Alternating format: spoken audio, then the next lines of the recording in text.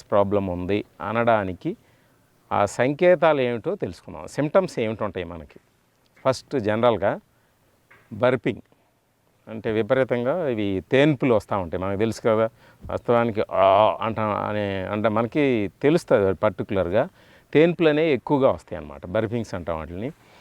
తర్వాత gastric related అంటే ఒక రోజుకి 20 టైమ్స్ 20 సార్లు గ్యాస్ అనేది కింద ద్వారా కానీ పై ద్వారా కానీ వెళ్తూ ఉంటుంది అన్నమాట. అంటే అన్ని టైమ్స్ వస్తుంది అన్నమాట. 20 సార్లు కానీ పర్ డే వస్తుందంటే మనకి అది గ్యాస్ట్రిక్ ఇరిటేషన్ వచ్చిందని సిమ్టమ్ తెలుసుకోవాలన్నమాట. ఇంకొకటి నాటెడ్ అబ్డామిన్ అనమాట. అంటే ఈ పొట్ట కింద భాగం మెలితిప్పినట్లుగా ఉంటుంది అన్నమాట.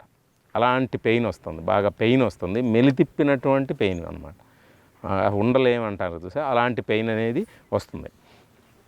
ఇంకొకటి ఏమిటంటే క్రాంప్స్, తిమ్మురులు వస్తూ ఉంటుంది అన్నమాట. చేతులు కానీ కాళ్ళు కానీ బాడీ వెనక కానీ ఇవన్నీ కూడా తిమ్మురులు అనేవి వస్తూ ఉంటాయి, అవి మనకు తెలుసు. తర్వాత బ్లోటింగ్స్ అంటే ఇక్కడ మన బ్లోటింగ్ అంటే ఏమిటంటే కడుపుబ్బరం అనమాట.